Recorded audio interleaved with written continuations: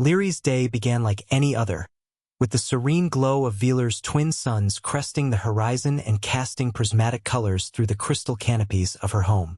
But peace was abruptly replaced by the thunderous roar of something alien, something she had only heard in the ancient stories of her people. A spacecraft, careening out of control, trailing fire and smoke as it descended toward the outskirts of her village. Curiosity piqued and caution thrown to the wind, Lyri ventured toward the crash site, her steps quick and quiet on the soft, mossy ground. As she approached, the air filled with the scent of scorched metal and alien fuels, a stark contrast to the fragrant floral air of her forest home. Hidden behind a large, luminescent boulder, Lyri watched as the hatch of the spacecraft blew open with a hiss and a cloud of steam. From it emerged a figure, distinctly unlike any Velarian. He was bipedal and clad in a strange suit, limping noticeably, clutching one arm to his chest. His head turned from side to side, taking in the surroundings with a clear bewilderment and fear. Gathering her courage, Lyri stepped forward, her voice calm and welcoming, despite her racing heart. "Hello, stranger. Do you need help?" she called out, her translator device converting her words into his language. The man jumped at her voice, spinning around to face her. His eyes were wide, his expression a mix of pain and surprise. "Who are you? Where am I?" he stammered, his gaze flickering over her, taking in her luminous, semi-translucent skin and the gentle glow of her eyes. "My name is Lyri. You are on Velar, my home planet. You've crashed." "I mean you no harm," she replied, taking a slow step closer. He relaxed slightly, though his body remained tense. "I'm Jack," he introduced himself, his voice steadying as he assessed her peaceful demeanor. "I'm sorry for intruding like this. My ship malfunctioned, and I had no control over where I landed." "That's quite all right, Jack. Are you hurt? Can I assist you with your injuries?" Lyri's concern was genuine, as helping a visitor in need was a deep-seated value among her people. Jack nodded gratefully, easing down against the hull of his ship. "I think I've sprained my wrist and I've got a few cuts. Nothing serious, but it's painful." Lyri approached carefully, her hands emitting a soft, soothing light. "Let me help," she offered, reaching out to gently examine his wrist. As her fingers touched his skin, a warm healing energy transferred from her hands to his wounds, a natural ability of her species. Jack watched in amazement as the pain in his wrist subsided. "That's incredible. Thank you, Lyri," he said, his voice infused with awe and relief. "I've never seen anything like that before. It's just a part of who we are," she smiled, helping him to his feet. "But now, we need to get you some proper care and figure out how to fix your ship." Together, they walked toward the village, Jack leaning on Lyri for support. As they moved through the vibrant, alien landscape, Jack's apprehension faded, replaced by an eager curiosity about this new world and its kind inhabitant. "Tell me more about Velar," he requested, eager to learn about this mysterious planet that fate had thrown him onto. Lyri laughed, a sound like chimes in the wind. "There is much to tell," she began, her voice tinged with excitement. "And I think you'll find our world as fascinating as I find yours intriguing." As the first chapter of Lyri's diary closed, the pair continued on, their journey marked by the beginning of an unexpected friendship, forged in the aftermath of a fateful crash landing. Chapter 2. The First Contact. As Lyri and Jack approached the village, the Velarians gathered, intrigued by the sight of the human. Lyri quickly introduced Jack, explaining his peaceful intentions and his unfortunate arrival. The villagers, led by Elder Mirren, welcomed Jack with a cautious but genuine curiosity. "Elder Mirren, this is Jack. He comes from Earth, a planet far from our own," Lyri announced to the assembly, her voice clear and confident. Jack gave a small, awkward wave, still relying on Lyri's translation device. "Hello. I'm really grateful for your hospitality," he said, his gaze sweeping over the crowd of luminous beings whose appearances varied in color and form. Elder Mirren nodded, his form shimmering with a soft, blue light. "We are honored to meet a traveler from the stars." It is rare that Velar receives visitors. What brings you across the cosmos, Jack? My journey was unintended, Jack admitted, rubbing the back of his neck. I was exploring nearby star systems when my navigation systems failed. I'm a scientist and explorer by trade. A scientist? Another villager piped up with interest. Then perhaps you can share your knowledge with us, as we can share ours with you. I'd be happy to, Jack responded, enthusiasm lighting up his features. I've already learned a great deal from Leary, and I hope to learn more about your culture and technology. Elder Mirren smiled. Then let it be an exchange of knowledge and friendship. Tonight, we will hold a gathering to welcome you properly. As the suns began to set, casting long shadows over the crystal landscape, Leary took Jack on a tour of the village. They visited the community center, where Velarians taught their young ones about the stars and the ecosystems of Velar. Leary explained their methods of sustainable living, showing Jack their solar and thermal energy converters. This is incredible, Jack marveled, examining a device that converted solar energy into nourishment for the plant life. Your technology harmonizes with nature rather than disrupts it. Yes, we live with our planet, not off it, Leary explained. Our survival depends on the balance. As they walked, Jack noticed the intricate artwork that adorned the walls of their homes, depicting scenes of Valerian history and mythology. Your people have a rich culture, he observed, genuinely impressed. We do, Leary agreed, and we cherish it deeply. What about Earth? What is it like? Jack's face lit up with the opportunity to share. Earth is diverse. We have mountains that reach the clouds, oceans that stretch beyond the horizon, and cities that buzz with life day and night. It's beautiful, but we struggle with our own issues of balance and harmony. The conversation flowed easily between them, bridging the gap of stars and species. When they returned to the center of the village, preparations for the evening's gathering were in full swing. The air filled with the scent of aromatic dishes being prepared, and soft music resonated through the air, a melody unlike anything Jack had ever heard. This evening, you'll experience a traditional Velarian feast, Leary told him, her eyes gleaming with anticipation. It's a way for us to welcome those we consider friends. As the stars of Velar's night sky began to glow, reflecting off the crystal structures of the village, Jack felt a profound sense of wonder and connection. The evening promised new friendships and deeper understanding, marking the beginning of a memorable exchange between two very different, yet increasingly connected, worlds. Chapter 3. Learning about each other. After the warm welcome the previous night, Jack woke to a faint, musical humming from outside. It seemed to float on the early breeze, blending with the rustling leaves of Velar's towering crystalline trees. The sight that met his eyes was just as extraordinary as it had been the day before. The alien village shimmered under the rising twin suns, its luminous structures glowing softly in the morning light. He hadn't been lying when he told Leary he was fascinated by her world, and that fascination had only grown. As he stepped out of the guest dwelling the Velarians had provided, Leary was already waiting, her glowing eyes bright and curious. "Good morning, Jack," she said with a smile. "Did you sleep well? Our sleeping surfaces are different from what you're used to, I imagine." "They are, but it was fine. Better than a crash couch, that's for sure," Jack replied. He stretched, feeling the stiffness in his back from the crash gradually fading. "What was that music I heard just now? It was beautiful." Leary tilted her head. "Oh, that's the Song of the Suns.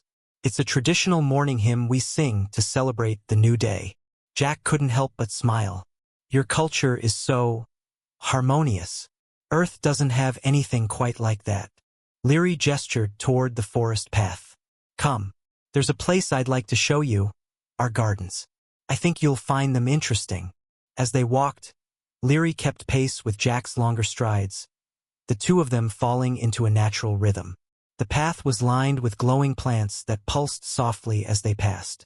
Jack's curiosity got the better of him, and he touched one of the leaves.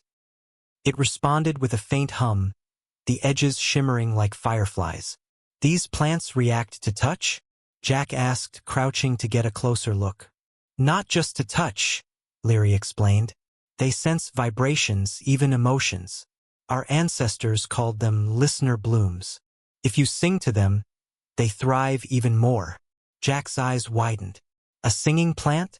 That's incredible. Back home, we have plants that respond to light or water, but nothing this interactive. I'd love to study these. Study them all you like, Leary said with a grin. But if you start singing to them, I'll expect to hear it. They continued down the path until it opened up into a clearing. Here, a vast garden spread out, filled with iridescent flowers and flowing streams of luminescent liquid. Jack could see Valerians tending to the garden, singing softly as they worked. One of them waved at Leary, who waved back. Everyone here seems so in tune with nature, Jack said. You live so closely with the land. It's inspiring. Leary nodded. It's our way. The environment supports us and we support it. That balance keeps our world strong. Jack thought of Earth, its sprawling cities and vast industries. We could learn a lot from you. Back home, we're still struggling to find that kind of balance. Some people try, but it's not easy. Leary looked at him with genuine interest. What is your home like, Jack? I want to understand your world, the way you understand ours. Jack paused for a moment, considering how to describe the complexity of Earth. It's diverse. We have places of breathtaking beauty, mountains that rise so high they touch the clouds, deserts that stretch for miles, oceans that seem to go on forever. But then there are our cities, huge, bustling, noisy. They can be incredible in their own way, but they come at a cost. We've changed our planet so much. Sometimes I wonder if we can ever truly restore it. Leary listened closely, her glowing eyes never leaving his face. It sounds as if your world is as complex as mine. You have challenges we don't face, and we have traditions you might find unfamiliar. Perhaps that's why we're both curious about each other. Jack nodded. Curiosity, that's definitely a part of it. But also, I think it's about understanding. When I look at all of this, he gestured at the garden. I feel like I'm seeing something we could strive for. Not exactly the same, of course, but a way to live that's more connected. Leary smiled, a warm and genuine expression that lit up her face. Then perhaps your visit here can be more than just an accident. Maybe it's a chance for both of us to learn. Jack returned her smile. I'd like that. It feels like I've already learned so much just from talking to you. They spent the rest of the morning exploring the gardens. Leary explained the properties of various plants, and Jack took notes on a small data pad he'd salvaged from his ship. They laughed as he tried, unsuccessfully, to mimic the song Leary had used to coax a flower into blooming. In turn, Jack shared stories of Earth's wildlife, describing the grace of deer, the cunning of foxes, and the majesty of eagles soaring through the skies. By the time they returned to the village, they had forged a bond over shared stories and mutual curiosity. Leary had come to see Jack not just as an outsider, but as someone who could appreciate the beauty of her world. And Jack, for his part, felt a growing connection to this alien world and the bright, inquisitive Valerian who had welcomed him so openly. As the suns dipped toward the horizon, casting long shadows across the village, Jack and Leary sat together, quietly watching the vibrant colors shift across the sky. They didn't need to speak. In the quiet, they both understood that their meeting was the start of something new. Not just for them, but perhaps for both their worlds. Chapter 4, Growing Closer. The days on Velar passed quickly, each one filled with new discoveries. Jack's wrist had healed, and he no longer needed to rely on Leary's glowing touch. Their morning walks through the crystalline trails had become a ritual, and Jack found himself eagerly awaiting the light knock on his guesthouse door each day. Ready to go? Leary asked one morning, her voice cheerful. She held a woven satchel over one shoulder, packed with what Jack assumed were more fascinating items from her world. Her shimmering skin caught the sunlight in ways Jack couldn't quite describe. It wasn't just the light, but how it seemed to move with her, like she was part of the environment around her. I'm ready, Jack replied, shouldering his own small pack. What's on the agenda today? Leary's eyes sparkled. I thought we'd visit the crystal spires. They're a few hours hike from here, but it's worth it. I also packed some Velis fruit. You might not know it yet, but it's your new favorite food. Jack chuckled. You seem pretty confident about that. I know a good thing when I see it, Leary quipped, motioning for him to follow. Come on. Let's get going before the suns climb too high. Their path led them through dense groves of tall, glass-like trees, their surfaces glimmering as if they held the stars themselves. As they walked, they fell into an easy conversation, something that had started to feel natural between them. So, Jack began, what exactly are the crystal spires? I mean, I've heard you mention them before, but I still don't know what makes them so special. Leary smiled. They're natural formations, but they look like something crafted by a master artist. They grow out of the ground like massive shards of light, each one unique. We believe they hold memories of our ancestors, though no one can prove it. When the wind passes through them, it creates a sound that many of us find comforting. That sounds amazing, Jack said. And you've been visiting these spires your whole life? Yes, Leary replied. My parents used to take me there when I was little. Back then, I thought they were magical. I guess part of me still does. Jack glanced at her. Sounds like they mean a lot to you. They do. It's one of my favorite places on Velar. And I want to share it with you, Leary said, her voice soft but certain. They continued their hike, trading stories along the way. Jack recounted a childhood camping trip in the mountains of Earth, describing how he and his older brother got lost and had to find their way back using the stars. Leary listened intently, asking questions about the constellations and how Earth's skies compared to Velar's. Do you miss it? She asked after a while. Earth? Yeah, sometimes, Jack admitted. But it's also nice to experience something completely different. Being here has, I don't know, reminded me that there's more out there than what we know. Leary nodded, her expression thoughtful. That's a good way to look at it. I think that's why I like meeting someone from another world. It makes me realize how much we still have to learn. Jack smiled. Guess we're both explorers in our own way. The trail grew steeper, and Leary slowed her pace to match Jack's. They worked together to navigate the terrain, helping each other over rocky sections and pulling each other up when the path became particularly challenging. At one point, Jack lost his footing on a loose patch of gravel. Leary grabbed his arm and steadied him, her grip surprisingly strong for someone so delicate-looking. You okay? She asked, her brow furrowed in concern.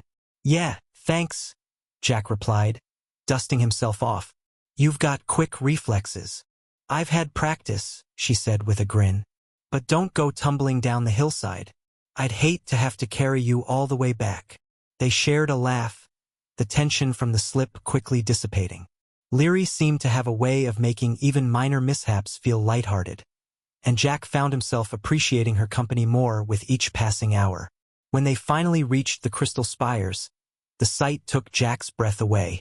Towering pillars of translucent material jutted from the ground, catching the sunlight and refracting it into every imaginable color.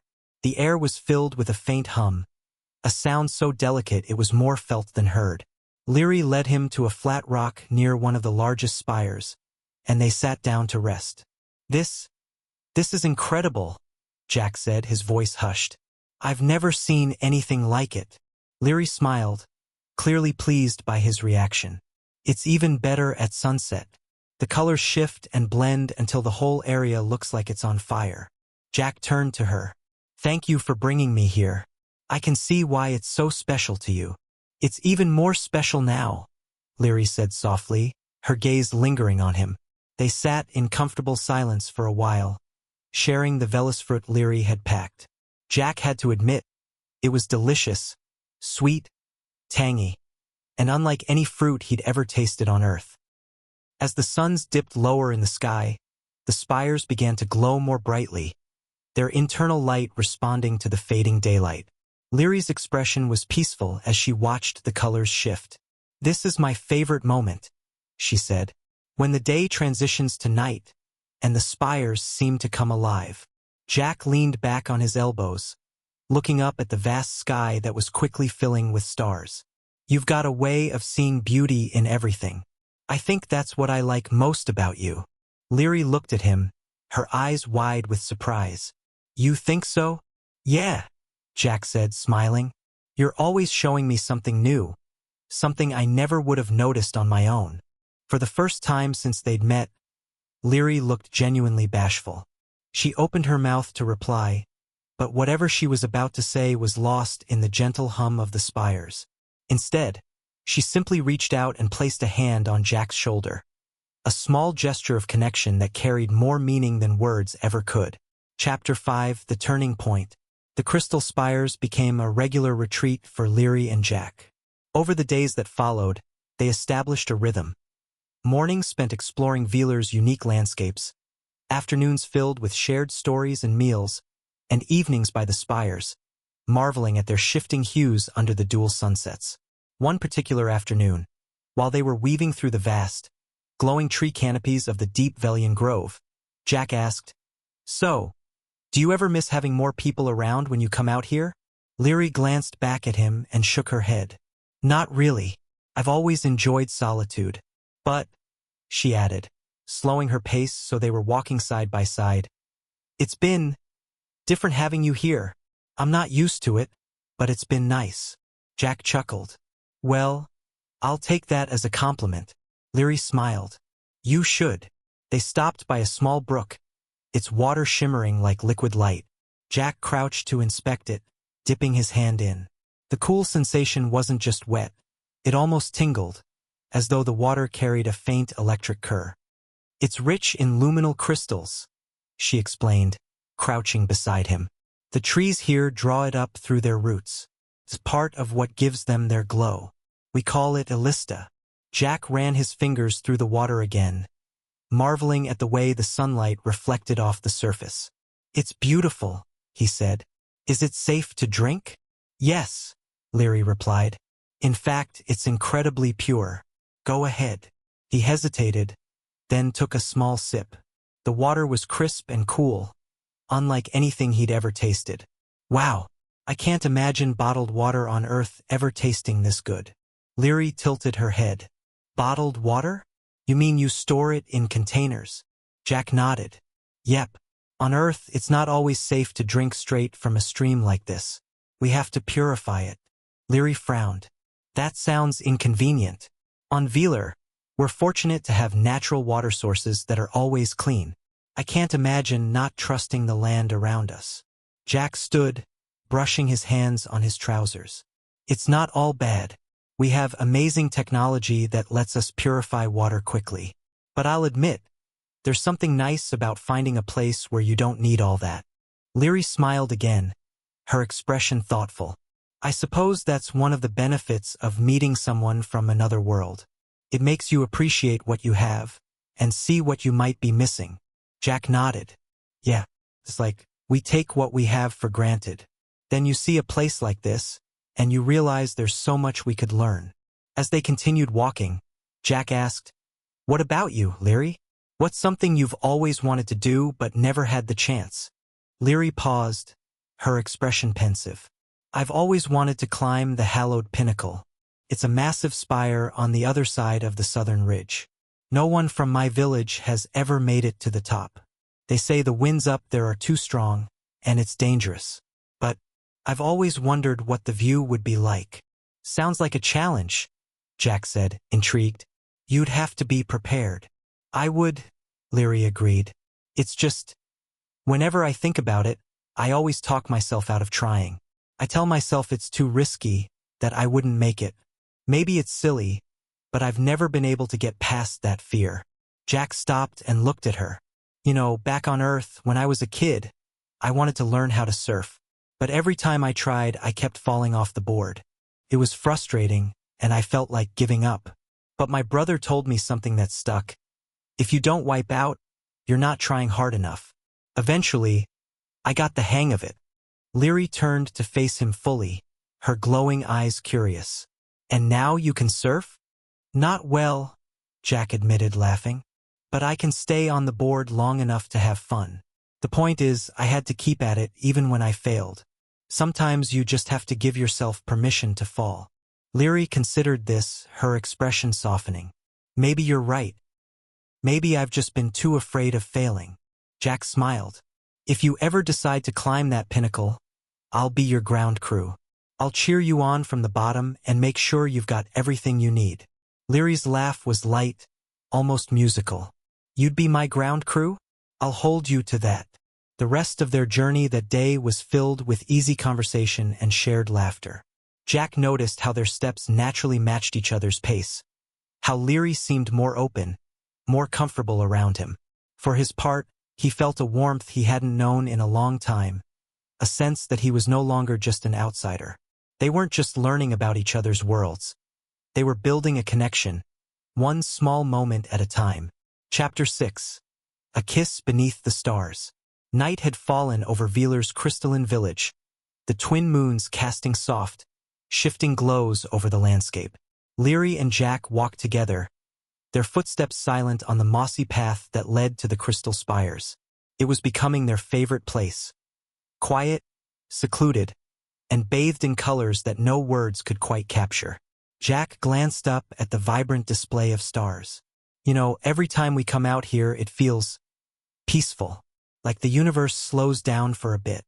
Leary smiled faintly, her glowing skin catching the starlight. It's one of the reasons I keep coming back. It's hard to explain, but the spires have always had that effect. They make me feel, she paused, searching for the right words, connected, like I'm part of something bigger. Jack nodded. I think I get what you mean. Back home, we'd look up at the stars and wonder about what's out there. Seeing them from here with you, it feels like they're not so far away. They reached their usual spot, a flat expanse of smooth rock surrounded by towering spires. Jack set down the small pack he'd brought and sat on the stone, leaning back to take in the view. Leary settled beside him, close enough that their shoulders brushed. For a few moments, neither of them spoke. The gentle hum of the spires filled the air, a low, comforting resonance. Jack's gaze shifted from the stars to Leary's face. The soft light from the spires danced across her features, accentuating her thoughtful expression. He couldn't help but smile. What is it? She asked, catching his look. You're different than anyone I've ever met, Jack said honestly. And I don't mean because you're from another planet. I mean the way you see things. You notice beauty in places I'd never think to look. It's refreshing. Leary turned to face him fully, her luminous eyes meeting his. And you're not what I expected a human to be. When I first saw you at the crash site, I was terrified. But then you spoke and you weren't dangerous. You were kind, curious. Jack leaned forward slightly. I guess we both had our expectations challenged. Leary's expression softened, and her gaze dropped to the ground for a moment. It's strange. I've spent my whole life hearing stories about distant worlds, about beings from the stars. I never imagined I'd actually meet one. Well, Jack said, grinning, now you have, and here I am, sitting on an alien planet, looking at the same stars I've seen from Earth, but they feel different now. Everything does. Leary tilted her head. Different in a good way? Yeah, Jack said softly. In a good way. The hum of the spires seemed to grow quieter, as if the world around them was holding its breath. Leary reached out hesitantly, brushing a strand of hair from Jack's face. Her fingers lingered for a moment before pulling back. Sorry, she murmured. Don't be, Jack said quickly, his voice steady. I didn't mind. She met his gaze again, her own glowing eyes searching his. Slowly, tentatively, she leaned closer and Jack did the same. Their faces were inches apart, and for a moment, time seemed to stand still. Then, softly, their lips met. It wasn't rushed or forceful. It was a gentle, quiet moment of connection. Leary's hand found its way to Jack's shoulder, and he rested his hand lightly on hers. The world around them seemed to fade, leaving only the warmth of the touch and the unspoken emotions that had been building between them. When they finally pulled apart, Leary's cheeks glowed brighter than usual, and Jack's breath was just a little uneven. They looked at each other, both slightly unsure of what to say. Was that? Leary started, but Jack interrupted gently. It was Perfect, he said, his voice barely above a whisper. Leary let out a small, nervous laugh. I wasn't sure if... She stopped, shaking her head with a smile. I'm glad you thought so. Jack smiled back, leaning in again, this time resting his forehead lightly against hers. I've been thinking about that for a while now. I just didn't know if you felt the same. Leary nodded slightly. I wasn't sure either. Until now. They stayed like that for a long moment, the warmth of their connection chasing away the night's cool breeze. The spires around them glowed softly, casting hues of blue and violet that seemed to match the emotion in the air. Eventually, Leary pulled back slightly, looking at Jack with a mix of shyness and happiness. I think the spires like us, she said, gesturing to the way their light had brightened. Jack chuckled. Or maybe they just have good taste. They laughed together, the sound filling the quiet night. Then, side by side, they gazed up at the stars once more, hands brushing but not pulling away. The distance between their worlds suddenly felt much smaller. Chapter 7. Preparing for departure. The morning light streamed through the crystal trees, casting refracted rainbows on the ground as Leary and Jack walked toward the edge of the village. The air between them felt heavier than usual. Jack's ship was almost ready. Repairs had gone smoother than he anticipated, thanks to the Valerian's advanced materials and Leary's intuitive grasp of his technology.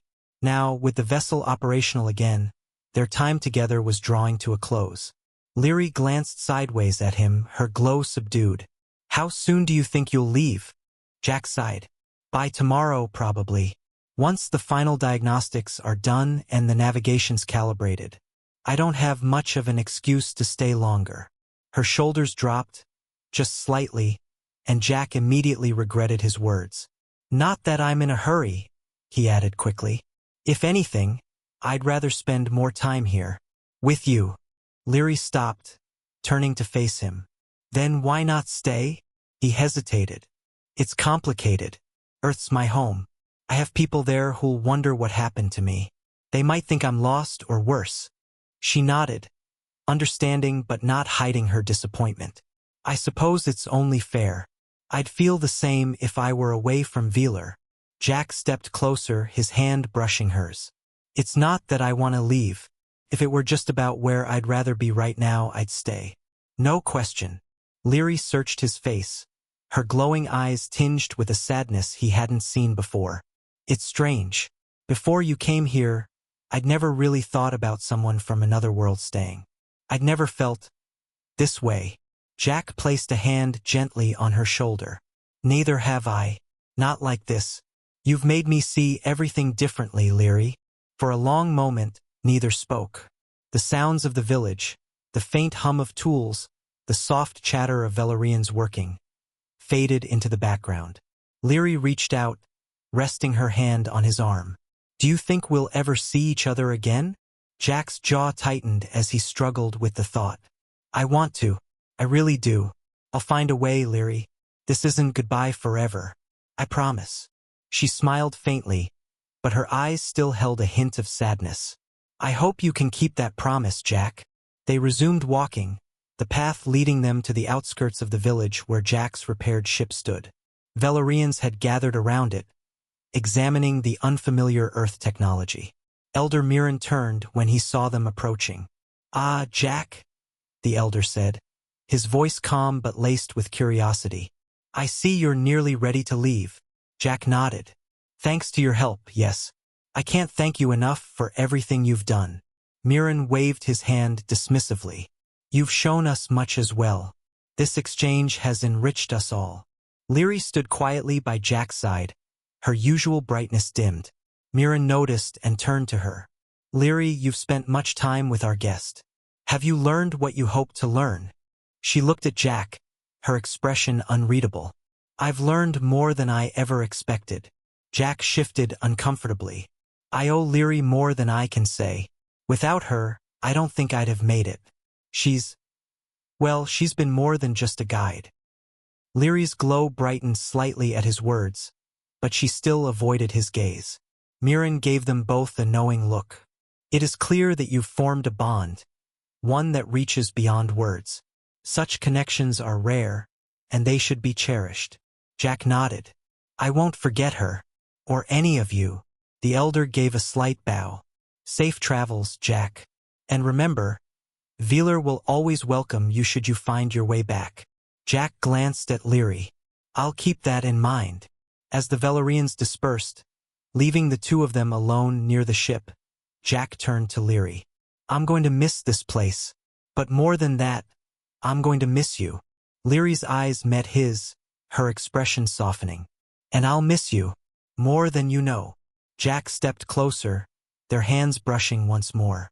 When I get back to Earth, I'll start looking for a way to return. I'll find a way to visit again.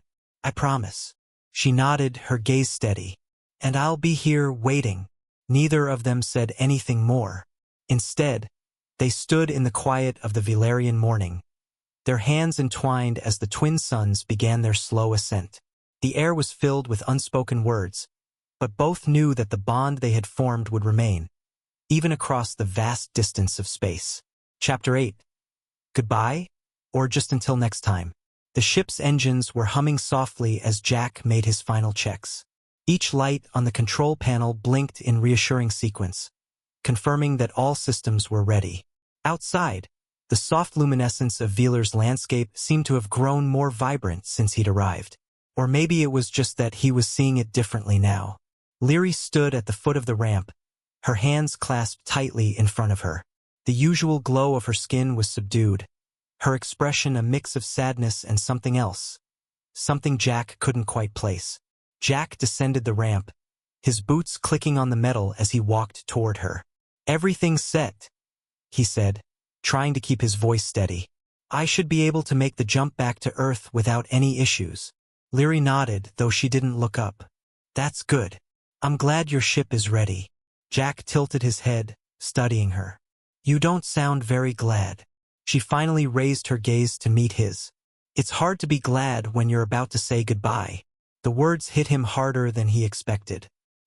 He reached out, resting a hand gently on her arm. This isn't the end, Leary. I'll find a way back. You keep saying that, she said softly, her voice almost lost in the quiet hum of the spires. And I want to believe you, but I know how far away Earth is. I know how difficult it will be. Jack leaned closer, his voice firm. I mean it, Leary. I'll find a way. You're worth it. Her glow brightened slightly at his words, and she gave him a faint smile. You really are stubborn, aren't you? Yeah, he admitted with a crooked grin. It's one of my better qualities. They stood there in silence for a moment, the weight of the impending separation pressing down on both of them.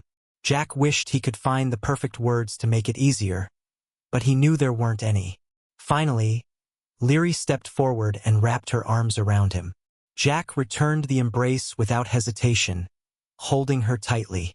It was the first time they'd hugged, and it felt as natural as if they'd done it 100 times before. Thank you, she said, her voice muffled against his shoulder, for showing me something new, for making me see things differently. Jack pulled back slightly, just enough to look at her. You did the same for me. I'll never forget this, Leary. I'll never forget you. She smiled again, a little stronger this time.